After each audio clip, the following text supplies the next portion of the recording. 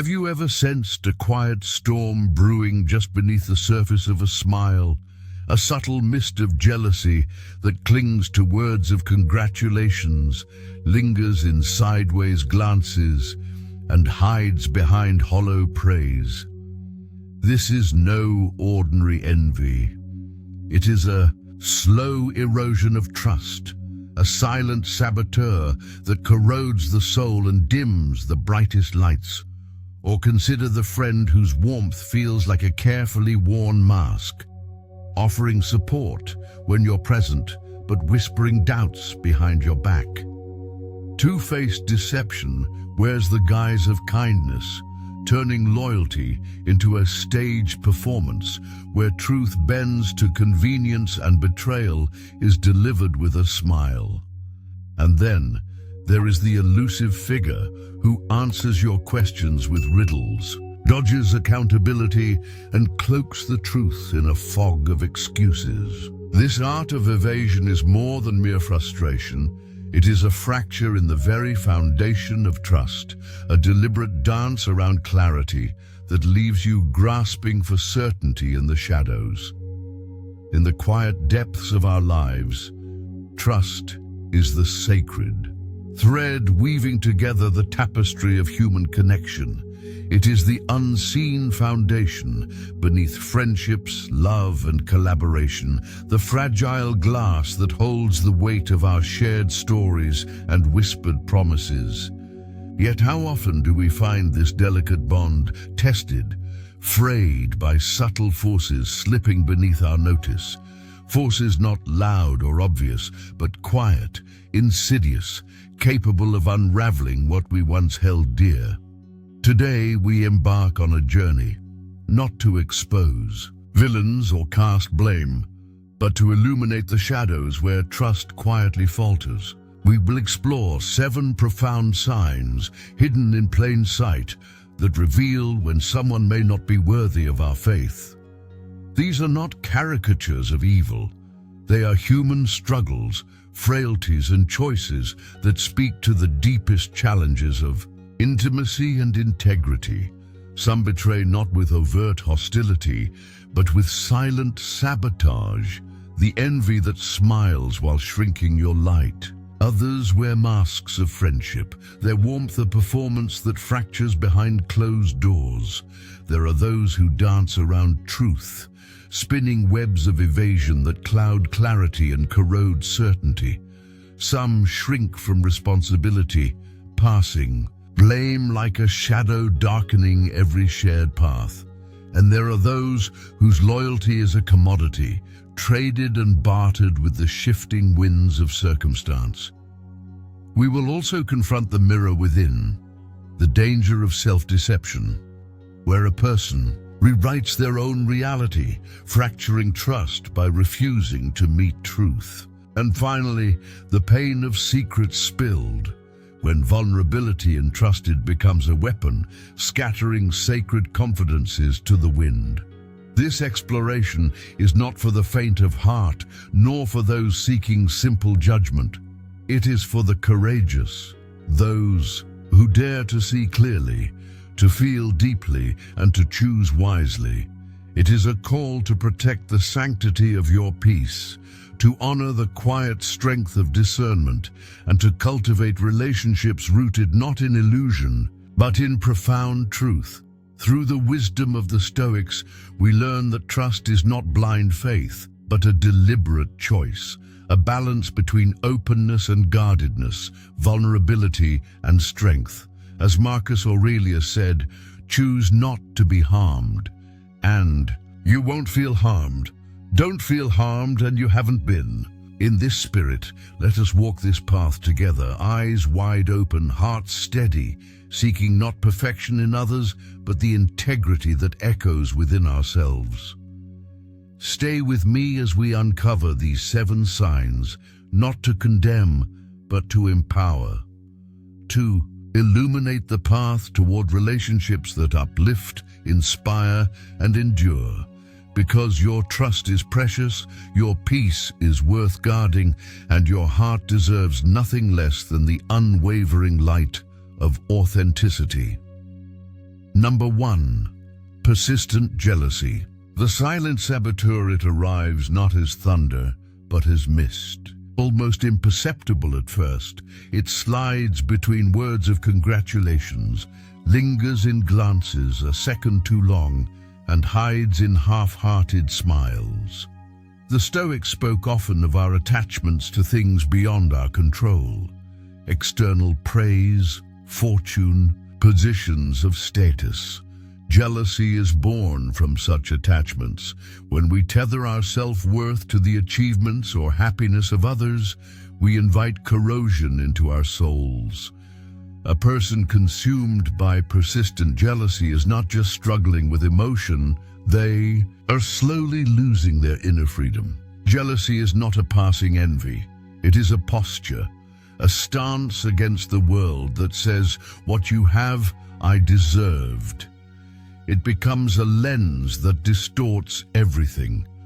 Where others see effort and reward, the jealous see luck, manipulation, or injustice. This mindset doesn't just cloud their perception of others, it poisons their own potential. To witness someone else's success and feel threatened by it is to reveal one's internal famine, a barren ground that has stopped nurturing one's own growth.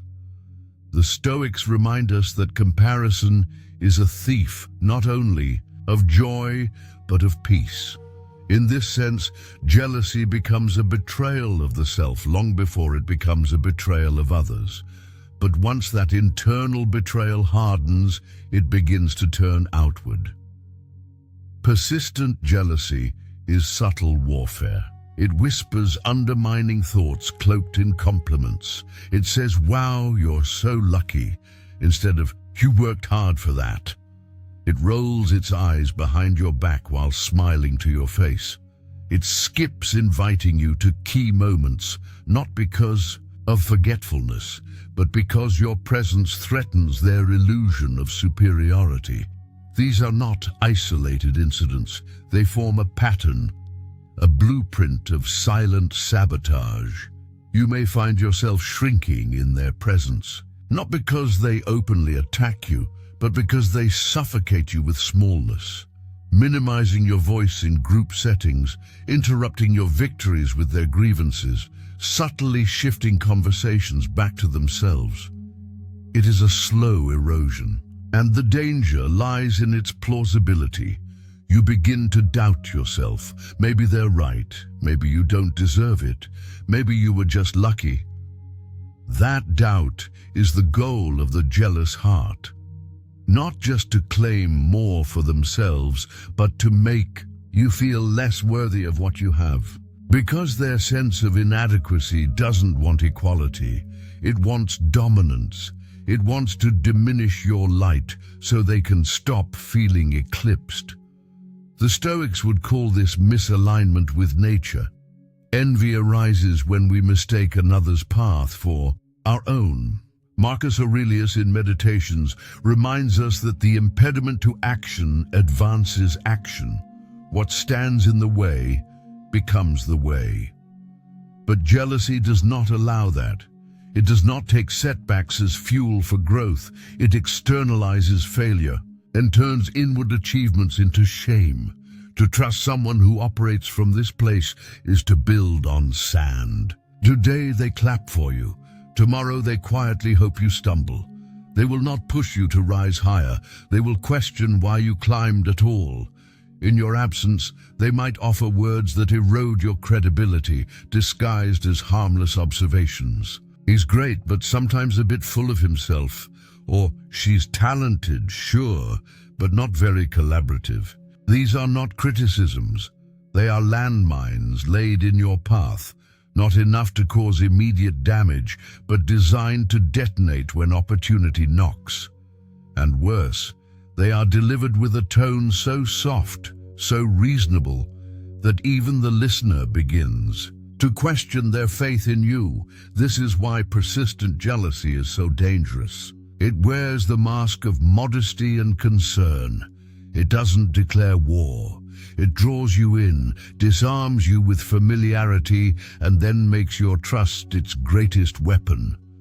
And once your secrets, your struggles, or your missteps are in their hands, they are no longer protected. They become anecdotes told in jest, or worse, data points in a whispered campaign. So what do we do? How do we navigate the presence of jealousy in others without becoming cynical or calloused? We start by recognizing it, without romanticizing it. Jealousy is not a flaw to be pitied, it is a force to be reckoned with. While we extend empathy, we must also set boundaries. The Stoics did not preach detachment out of coldness, but out of clarity. We cannot afford to tether our trust to those who are at war with our joy. Look at how people respond to your growth, not in words, but in energy. Do they celebrate with genuine enthusiasm, or does their smile feel rehearsed? Do they bring your name into rooms of opportunity, or only into corners of gossip? When you shine, do they reflect your light or try to block it? Trust is earned not just in loyalty, but in alignment. True companions are not those who simply stay, but those who stay inspired by your becoming. They grow beside you. The jealous cannot. They are too busy looking sideways to move forward. And in doing so, they become stagnant. And stagnation breeds bitterness. Let us remember that our duty is not to convince the envious to love us, nor to shrink so they feel tall.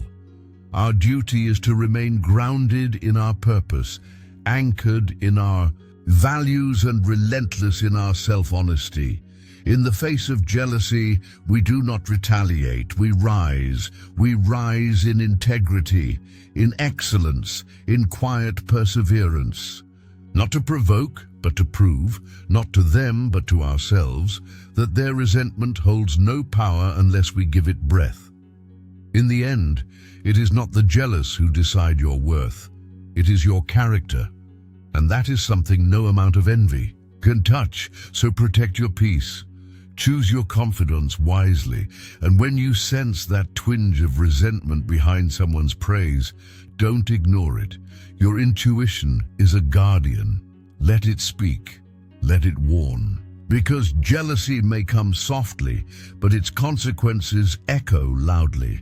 And in a world already brimming with noise, your heart deserves only the voices that rise in harmony with your truth. Let the rest fall silent.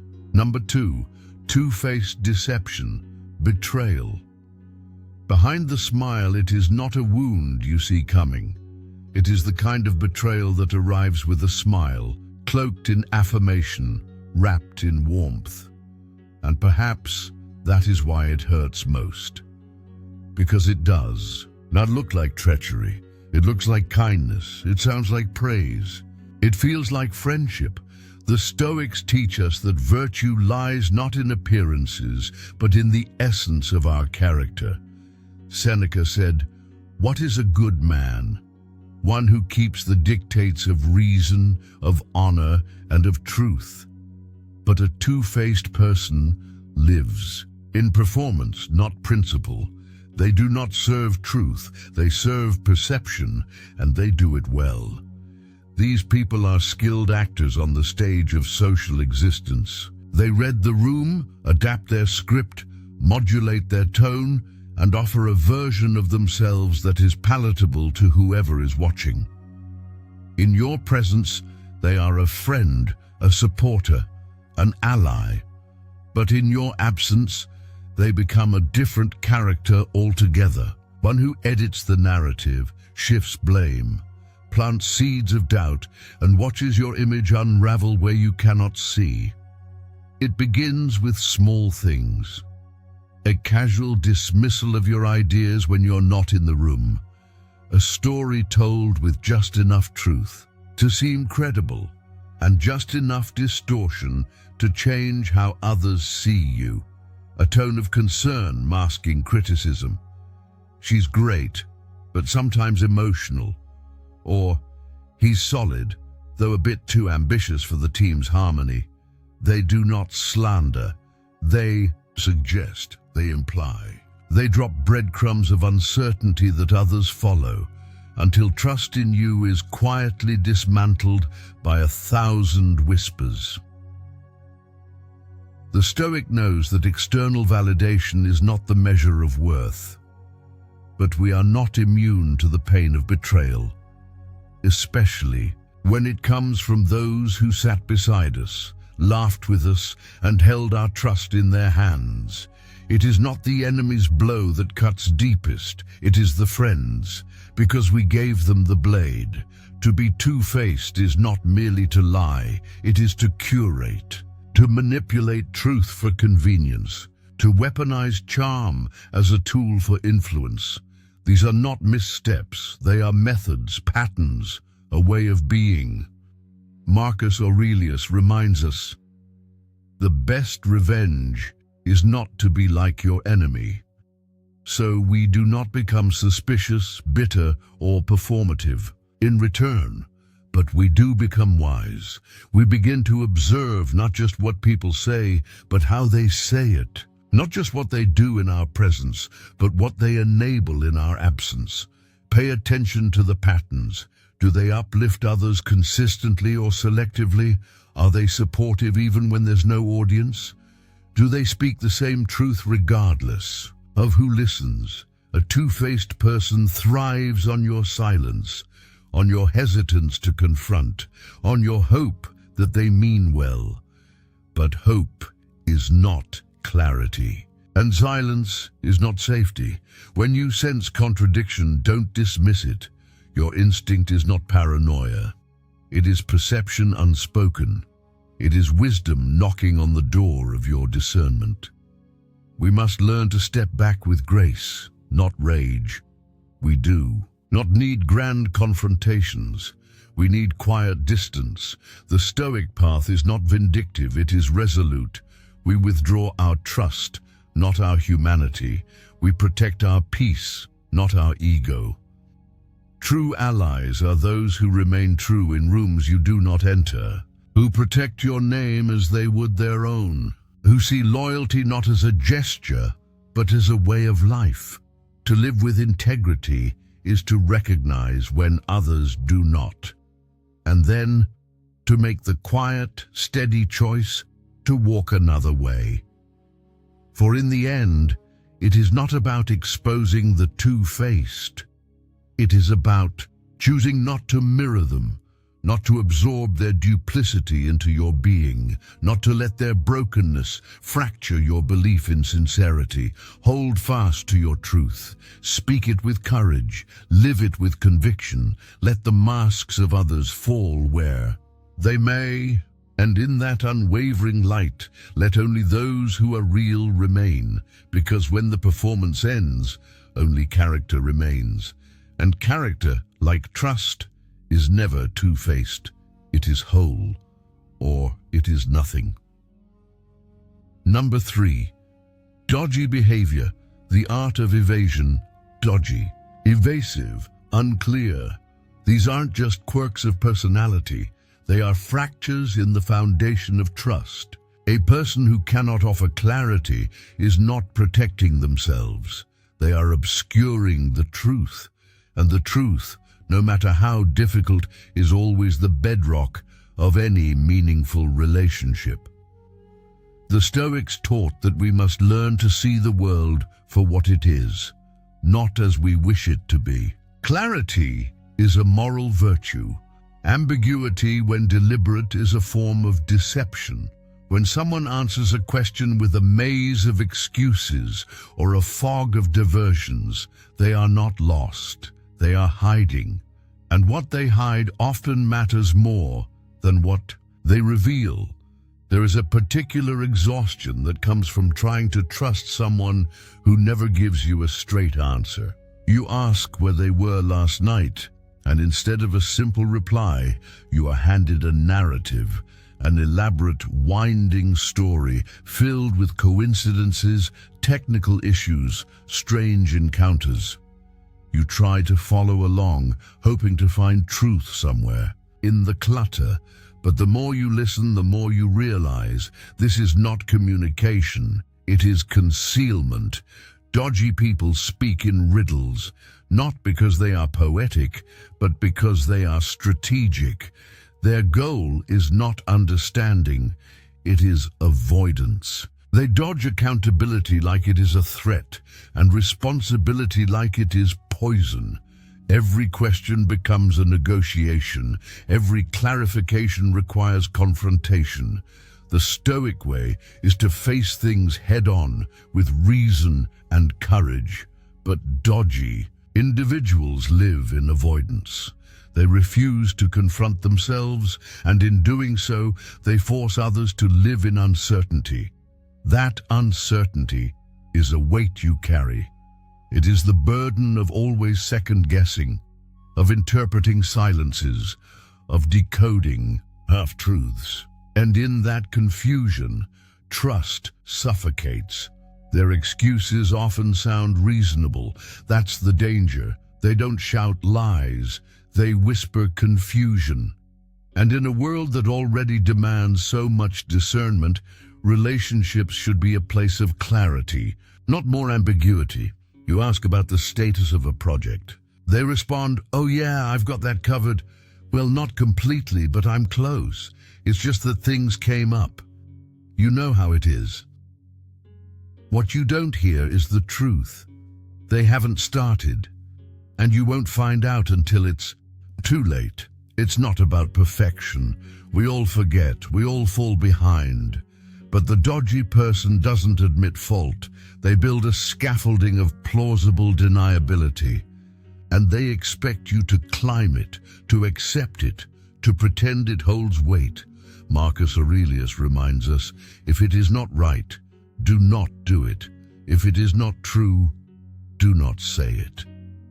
There is a simplicity in that wisdom, and a challenge to live transparently. But the dodgy soul fears transparency, because it would reveal the chaos behind their charm. What makes them dangerous is not just their ambiguity, but their indignation when questioned. You seek clarity, and they respond with defensiveness. Why are you being so intense? They ask, turning the spotlight back onto you. Now you're no longer the seeker of truth. You're the villain for wanting it. This is emotional manipulation in its quietest form. And like all manipulation, it's about control. Control over what is known, what is assumed, and ultimately how much power you have in the relationship.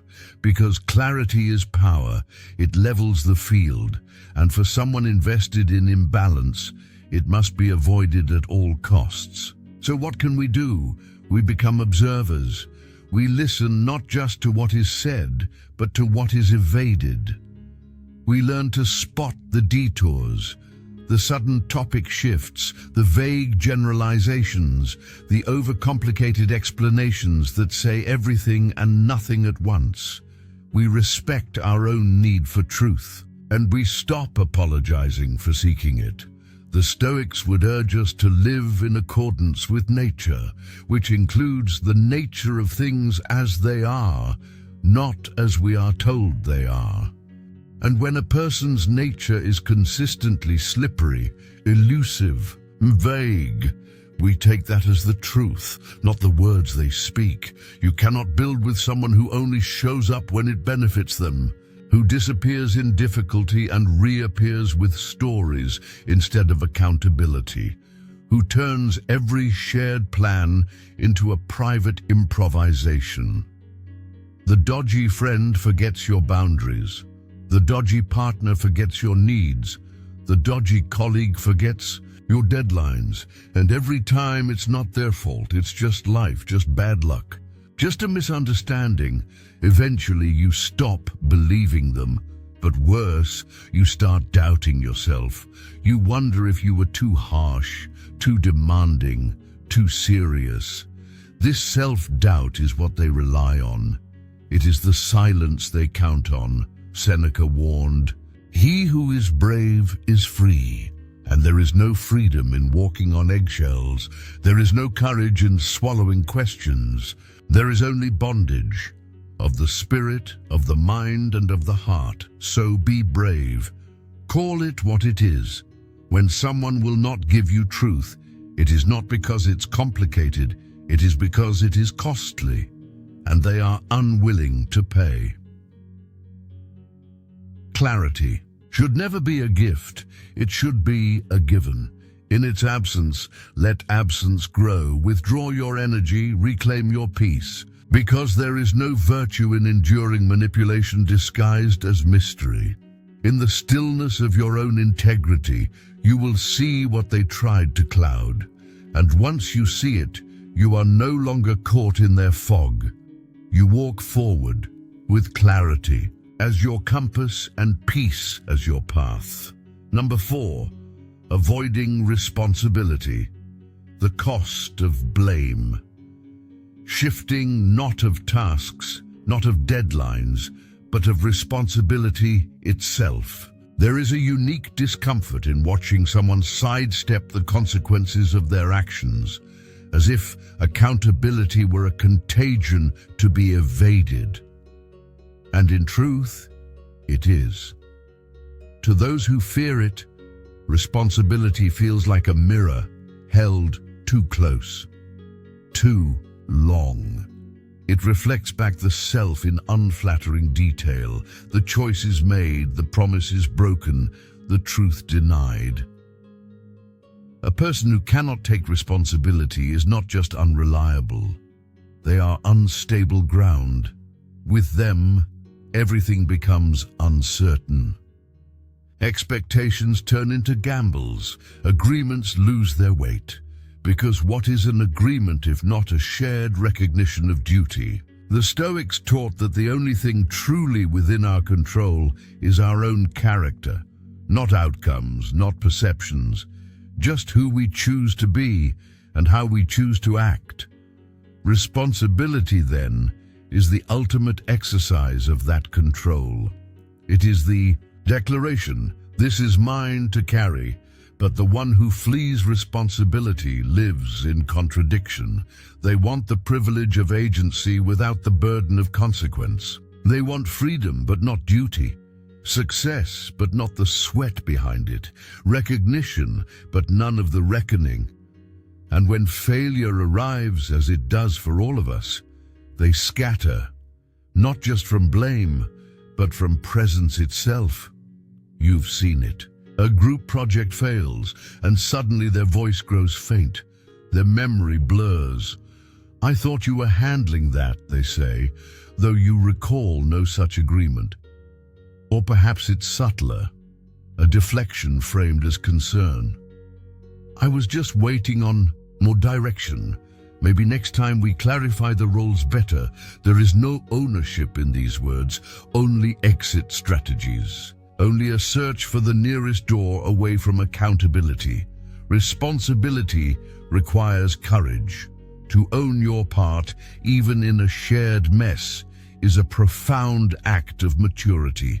But those who fear accountability are governed not by reason, but by ego. The Stoics would say they are enslaved, not by chains, but by the illusion that mistakes reduce their worth. And so, rather than face failure, they rewrite the story. You become the cause. The system becomes unfair. The timing was wrong. The resources were missing. Everything is at fault, except them. It is one thing to fail. It is another to fail others, and then ask them to carry both the outcome and the guilt. Over time, their pattern emerges. Deadlines pass, excuses pile, apologies become scripted, mechanical, without change. And you are left with the weight, not just of the tasks undone, but of the trust fractured. Because trust does not erode in the dramatic.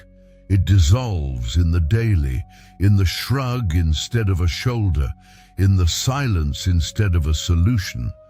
We cannot build with someone who refuses to stand on solid ground, who sees accountability as an accusation rather than an act of strength. who treats commitments like drafts subject to revision when pressure rises. Seneca wrote, "It is not that we have a short time to live, but that we waste much of it." How much time is wasted trying to secure accountability from those who treat it like a burden rather than a badge of integrity? How many meetings, projects, relationships spiral not because of error, but because no one is willing to say, "This was mine, I take responsibility." Responsibility is not just about fault, it is about faith. Faith in the idea that if I carry my part and you carry yours, we can build something that stands. But if one of us is always shifting the weight, the structure tilts, and eventually it falls. You deserve to work with people who don't vanish when it matters, who don't become ghosts in moments of tension, who meet failure with resolve, not redirection. The Stoics would say, "Be the rock, not the river."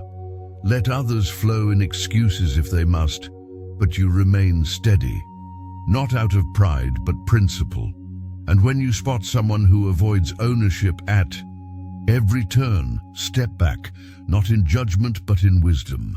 For their refusal to carry their part means you will always carry more, and in that imbalance, resentment grows. Quietly at first, then loudly, until all that remains is fatigue and regret. Let us not resent them, let us release them. There is no nobility in anchoring your peace to someone else's avoidance. You are not responsible for making another person responsible. That is a battle they must wage within themselves. Instead, guard your own standard. Keep it high, because responsibility is not just what we owe others, it is what we owe ourselves. The one who stands in their truth, who owns their missteps, who says, "I failed and I will do better," is already stronger than the one who never fails because they never truly try. Trust this, the people who are meant to walk beside you in life, in work, in purpose, will meet you not just in celebration, but in accountability. They will not run when it's time to reckon. They will say, "Let's face this together." And in that shared courage, something sacred is built. So choose wisely, observe deeply, and remember, excuses may soften a moment, but responsibility strengthens a life. Number 5, conditional loyalty. Betrayal for personal gain. It's not a contract, not a transaction, not a convenience. It is a conviction, a tether to something beyond the self, something rooted in values that do not sway with the tides of circumstance. But there are those who treat loyalty not as a virtue, but as currency. To them, allegiance is only as deep as the benefit it provides. The moment the winds shift, so does their stance. The moment the profit dries up, so does their commitment. These are the people who betray not with malice, but with indifference. They are not loyal to you, they are loyal to advantage. And once you are no longer advantageous, you are disposable. The Stoics would call this enslavement to externals. When someone's sense of direction is guided not by internal principle, but by external reward, their loyalty becomes hollow. Epictetus reminds us, if you wish to be good, first believe that you are bad.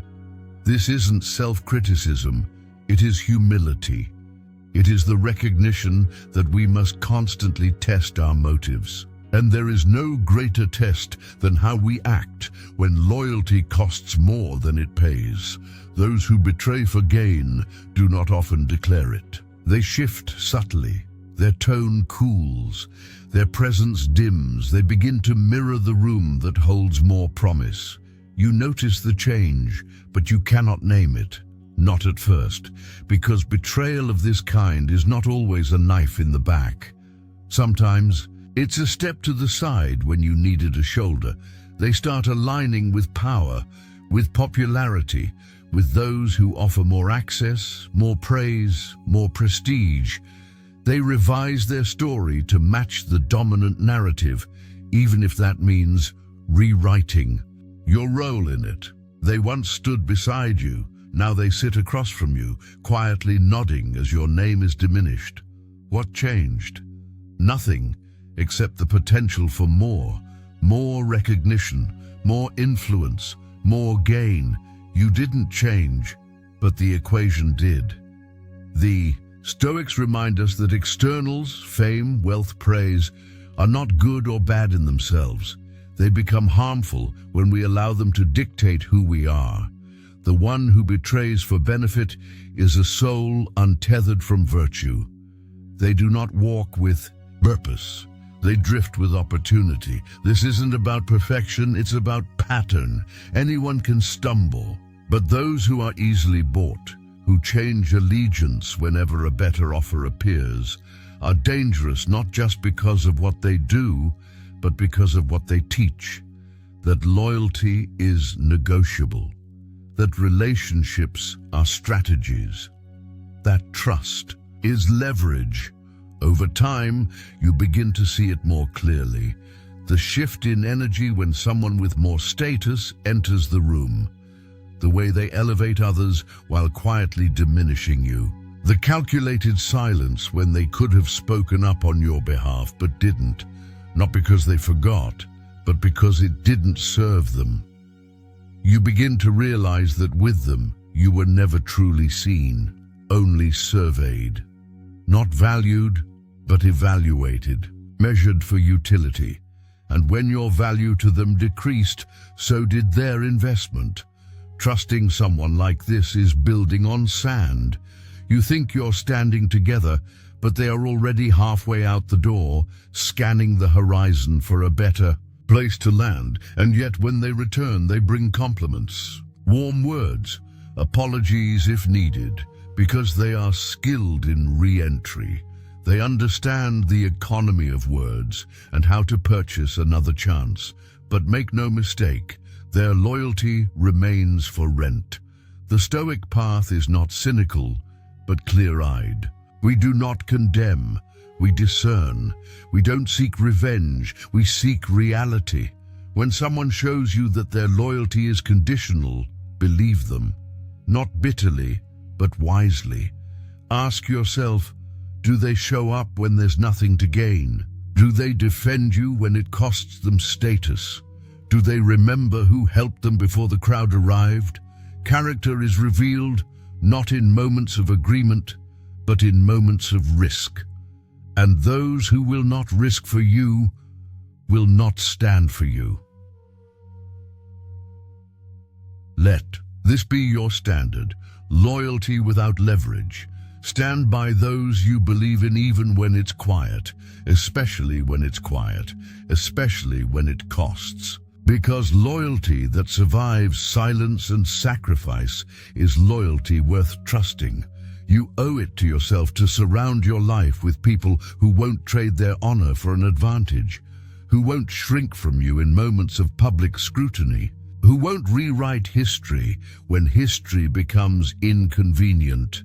We must learn to release those whose loyalty depends on their benefit, not in anger, but in reverence for our own integrity. Because when we lower our standards to keep people, we also lower the standard of our lives. The Stoics taught us to keep our minds anchored in what does not change. And true loyalty, the kind that stands through both drought and abundance, is one of those rare, unchanging things. Be that loyalty to others, and demand that loyalty in return. Let your circle be small if it must, but let it be true. Because in a world full of shifting winds, people who stand firm are the only ones you can walk forward with, no matter how far the road may stretch. Number 6. Self-deception. Living in a false reality illusion is a seduction that begins within. Some people are not dishonest with the world, they are dishonest with themselves.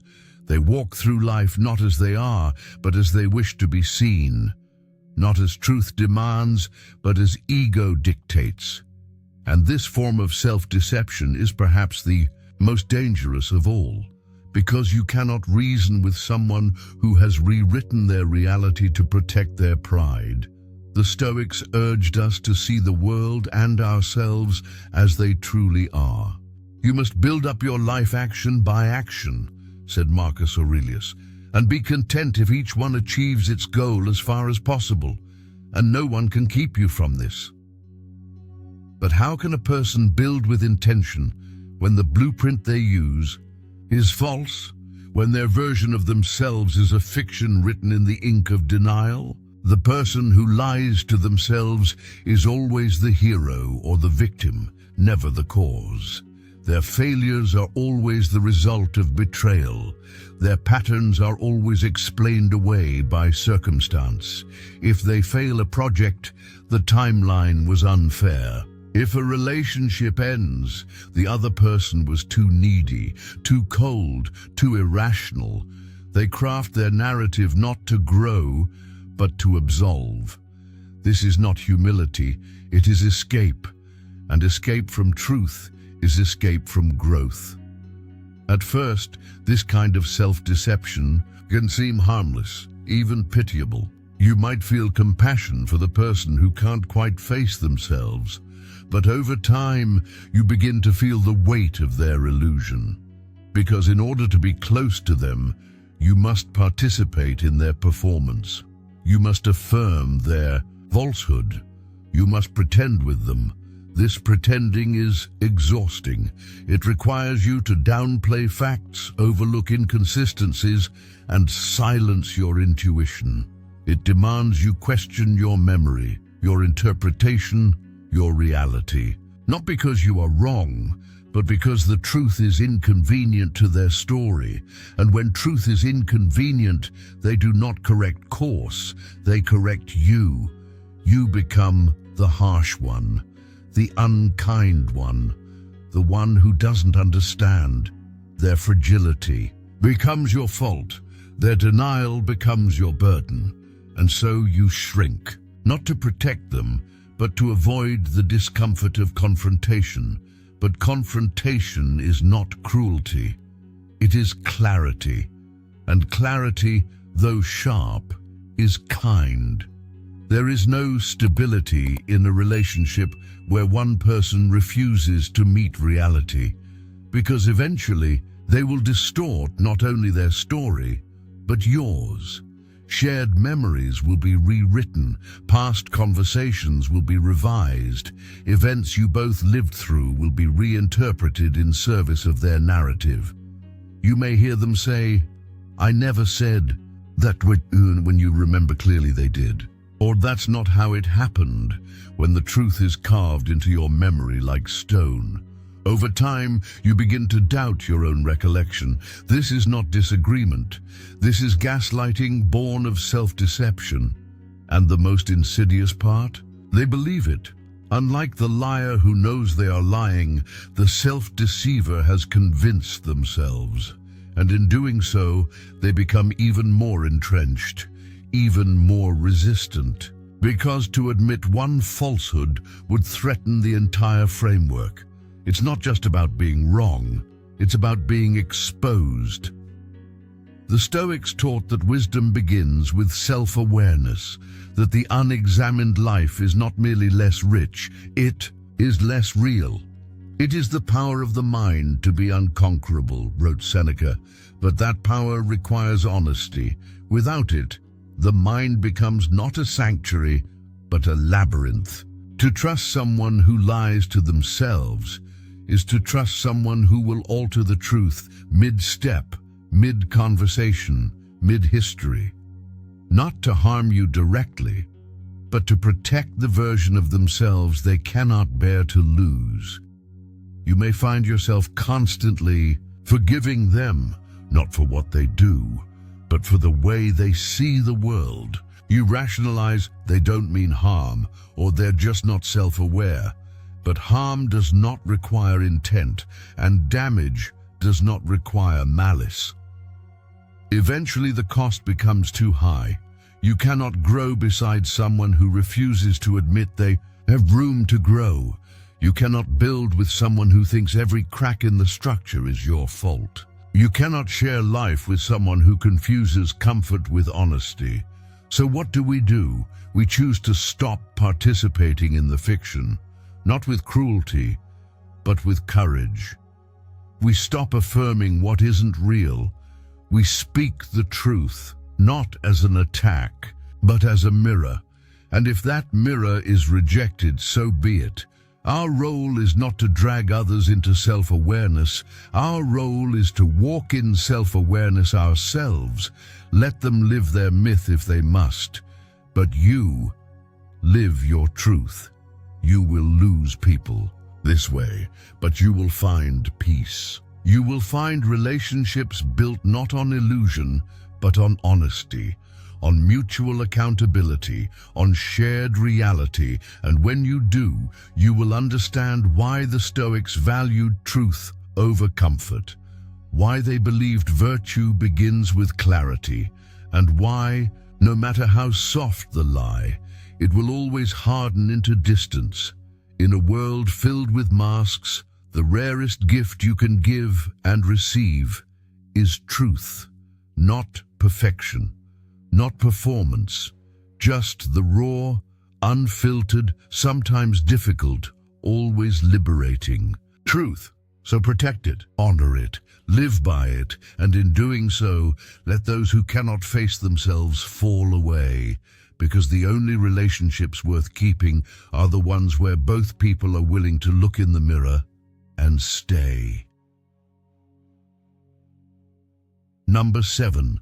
Breaking trust, the pain.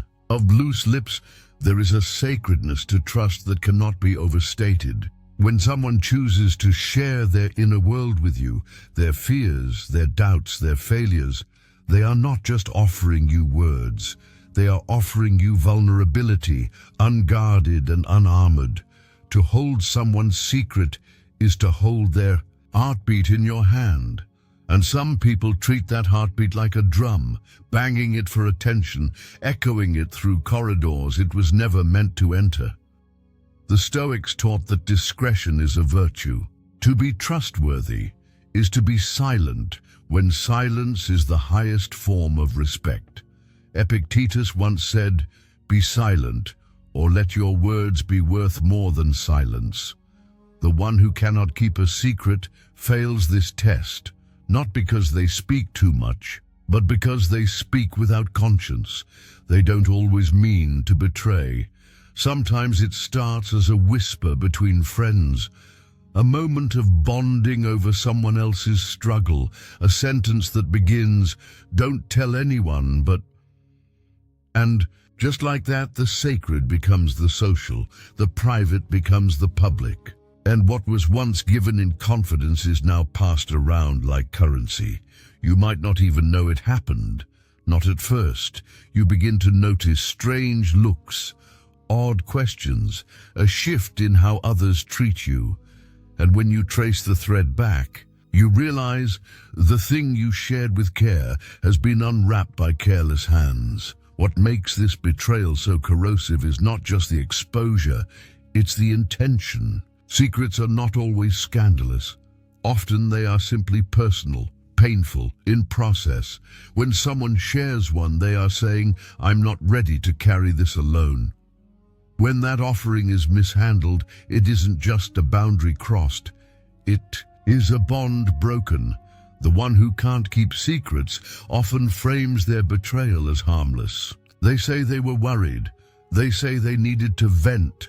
They say it came up naturally, but at its core, what they've done is place their need to be heard above your need to be protected. And when trust is traded for connection, it is never a fair exchange. The Stoics believed that what we say should be measured, not only for truth, but for purpose. Seneca wrote, "Speech devoted to truth should be simple and brief. Secrets are not stories to embellish. They are weights to carry. And those who cannot bear that weight often mask their weakness in the language of concern. It's not gossip, they insist. It's just conversation. But it's not. It is the erosion of a promise. You start to feel exposed in their presence. You begin to withhold, not out of pride, but out of preservation. You stop sharing, not because you've run out of things to say, but because you've run out of ways to trust. The damage doesn't stop with the secret itself. Once trust is broken, everything is questioned. If they could share that, what else have they said? What else have they twisted? You begin to scan past conversations, search for gaps, for cracks, for clues, and in doing so, the relationship shifts. Not because you want it to, but because it already has. What is lost is not the secret. What is lost is the sacred, and this loss is rarely reclaimed. Because even when they apologize, and many do, they often don't understand the depth of the fracture. They think they dropped a detail, but what they dropped was a truth you were still learning how to hold. To the Stoic, character is revealed in the small moments, in the spaces where no one is watching, in the choice to protect when it would be easier to participate. The one who keeps your secret safe, even when asked, even when tempted, even when lonely, that is a rare and noble soul. What do we do when we discover someone is not that soul? We adjust. Not our boundaries, but our expectations. We no longer offer what they cannot carry. We no longer entrust what they've shown they cannot keep. This is not cruelty, it is wisdom. It is the Stoic way to align our actions with reality, not with hope. We do not seek revenge. We do not broadcast our pain. We step back, quietly, intentionally, and we protect what remains. Because trust, once fractured, does not return in full. It may be repaired in parts, but never quite in whole. And to pretend otherwise is to participate in our own disappointment. Let this be your guide. When someone shows you that your truth is not safe with them, take them at their word. Not their spoken word, but their revealed word, the one they've demonstrated through action. Protect your inner world from those who see it as entertainment. You deserve listeners, not leakages. Guardians, not gossipers. Companions, not commentators. The Stoics would say that self-respect is found in who we choose to entrust, and self-honoring means being more discerning with our vulnerability. So speak your truth, but speak it where it will be kept. Share your fears, but only where they will be held. And when someone fails that trust, forgive them, but do not forget what it taught you. Your story is sacred. Let it be shared only in sacred spaces. And when you find those who can sit in silence with your secrets, who ask nothing more than the honor to hold them, keep them close. For in a world quick to speak and slow to listen, these are the rare souls who remind us that trust, once earned, is the most precious gift we can give and receive. Final reflection. In the quiet chambers of our souls, trust is both the foundation and the fragile glass upon which all relationships are built. The betrayals we have explored, the silent poison of persistent jealousy, the sharp sting of two-faced deception, the exhausting dance with evasiveness, the weightless commitments of those who avoid responsibility, the fickle allegiance bought by benefit, the labyrinth of self-deception, and the fractures caused by broken secrets. Each is a crack that threatens to shatter that glass. Yet, as the Stoics remind us, adversity is not merely to be endured, but to be embraced as the forge of our character. In recognizing these shadows in others, we are called to reflect inwardly, to guard our own hearts with wisdom and clarity. We cannot control the actions or truths of those around us, but we can choose how we respond, whether to anchor ourselves in virtue or drift with the tides of betrayal. True strength lies not in blind trust, but in discerning loyalty, not in naive forgiveness, but in courageous boundaries. It is the steady flame that neither flickers in the face of falsehood nor consumes itself in the fire of bitterness. When confronted with those who break our trust, the Stoic path guides us not to vengeance, but to serene acceptance, releasing what harms and protecting what nourishes. In this way, we honor ourselves and the sacred bond of trust. We become keepers of truth, cultivators of integrity, and seekers of relationships where hearts meet honestly and hold gently. For in the end, it is not the fractures inflicted by others that define us, but the grace with which we carry the weight and the wisdom with which we choose those we walk beside.